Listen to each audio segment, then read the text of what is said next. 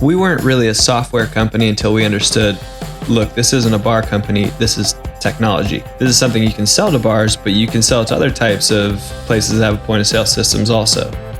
So once we learned that approach, it was like, well, we need people that are going to support us on that level more so than the bar industry. And I think that's where LogicBoost was really a good fit. I mean, we have Chris, who's an unbelievable developer. Him and Dan spend who knows how many hours a day, probably more than Dan or Chris would like, but just on Google Meets, talking, getting through certain things, and just making sure that it's done right. And so for us, not having a huge technical background, that's been really cool. Structured, definitely.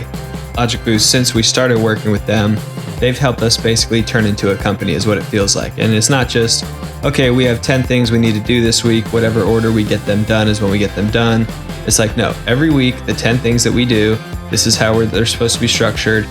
And what I've learned through this process, and I'm still learning, it's an ongoing thing, but basically, it just makes your company feel more legit. And when I go out on sales, I feel more legitimate when I speak. When I have people contacting us, I feel like they look at us now as if we're this big company.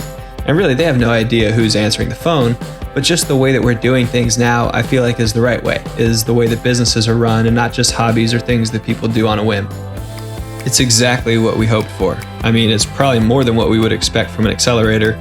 It feels like Chris works for us as one of our top developers. It's literally an everyday thing. We're getting constant input from him, constant ideas, and I know that him and Dan have a great relationship. They're able to really key in and understand what each other's saying, which for neither of us having a technical background for the most part, Dan and Chris being able to communicate the way they do, I think says a lot about Chris's ability to plug into the software, but also to understand you've got to deal with people who might not understand what you're talking about at times. So I think Chris is awesome. He's been the man.